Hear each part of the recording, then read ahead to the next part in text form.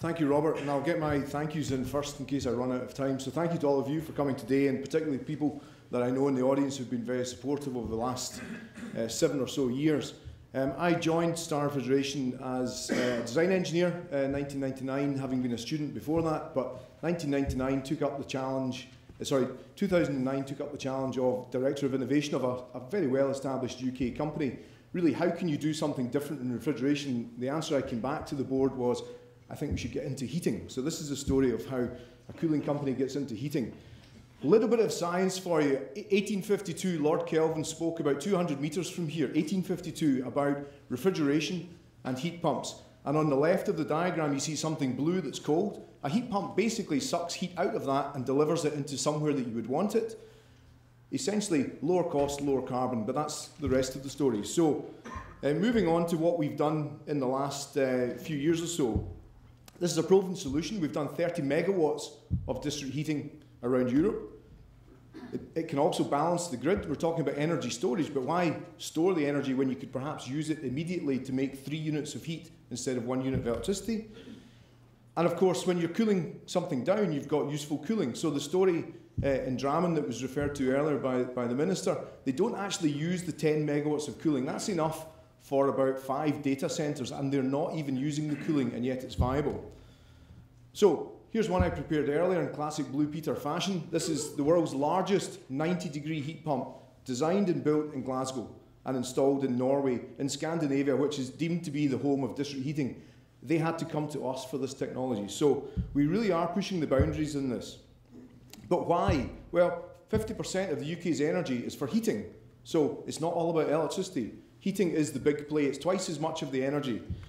The European Union imports €1 billion a day of fuel from foreign countries, €1 billion, and 50% of that is for heating. That's how big a market potential this is. And some stats, a little bit of science, if you like, where we're using our heating and where it comes from, but most of it is from gas. So 75% of the UK's heat demand is in established buildings already, the built environment. We need something that's going to be better than just 50-degree heat pumps, and that's what we've done at 90 degrees. But what we're saying is that the target is to tackle 1/3 of the UK's carbon dioxide emissions. Decarbonising the heat sector by 2050 is a widely stated challenge.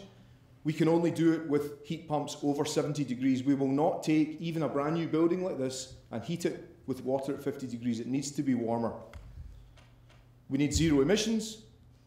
Zero carbon, if that's your thing. It's not necessarily the be-all and end-all, but we want to be as close towards that as possible. And of course, lower cost.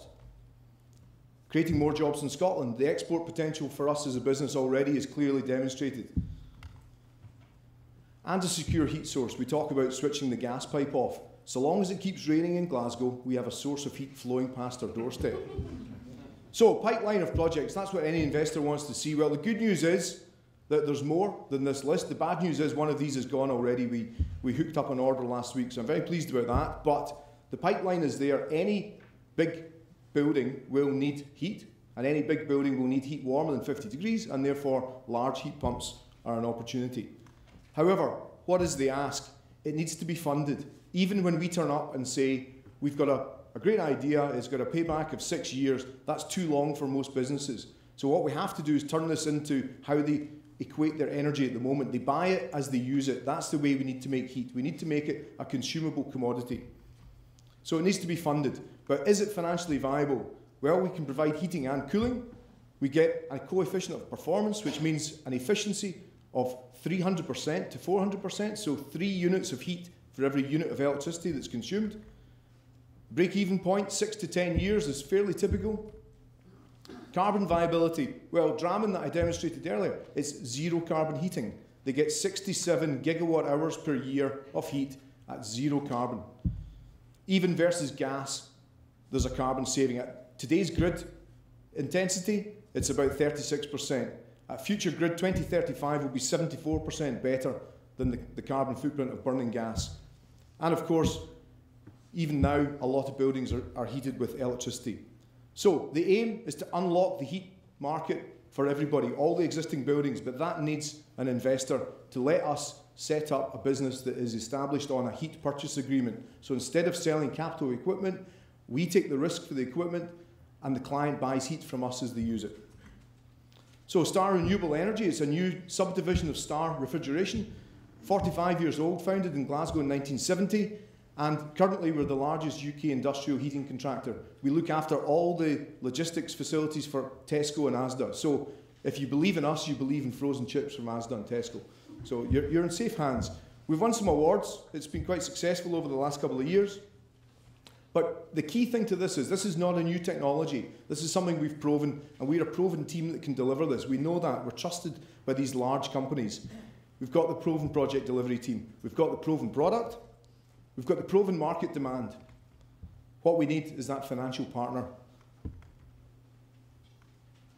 So, definition of insanity, I'm sure you all know, but I'll say it again, is to keep making the same mistakes or doing the same things and expect a different result. We have to recalibrate our relationship with energy, and that starts with heat. Thank you.